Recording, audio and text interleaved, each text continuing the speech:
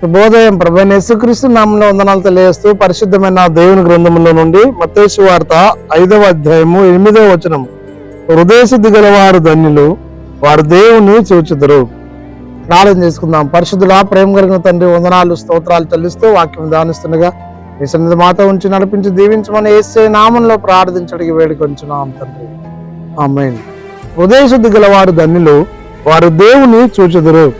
హృదయము ఘోరమైనటువంటి వ్యాధి కలిగినది, దాన్ని గ్రహింపగలవాడు ఎవడనూ లేడు. హృదయాంతరంగా పరిశోధించగలిగిన దేవుడు యెహోవా.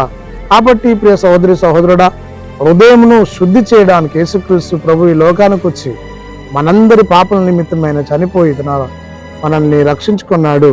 తన ప్రశస్తమైన పవిత్రమైన రక్తాన్ని చిందించి పరిశుద్ధురాలుగా చేసుకున్నాడు.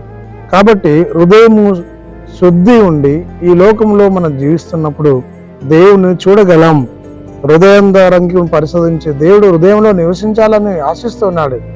క్రీస్తు హృదయంలో మనం ఉండాలి, ఆ ప్రభు మన హృదయంలో ఉండాలి. అనగా నీవు నేను ఏకమై ఉండము అన్నట్లుగా యోహాను సువార్తలో రాయబడినట్టు హృదయమును దేవునికి ఇచ్చి ఈ హృదయ సింహాసనం పైన రారాజైన క్రీస్తుకు ఈ సింహాసనం పైన ప్రభువును అధిష్ఠించుకొని దేవుని దీవెన పొందుకోవడానికి పరిశుద్ధాత్మ త్రియేక దేవుడు తోడై నడిపించిన కాక. ఆమేన్. మహోన్నత స్తుతి స్తోత్రాలు చెల్లిస్తూ వాక్యం ధ్యానిస్తుండగా మీ సన్నిధి మాతో ఉంచి నడిపించడానికి మహిమ చెల్లించుకుంటూ యేసయ్య నామంలో ప్రార్థించడానికి వేడుకొంచున్నాం తండ్రి.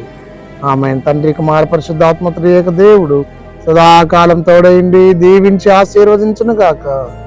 ఆమేన్.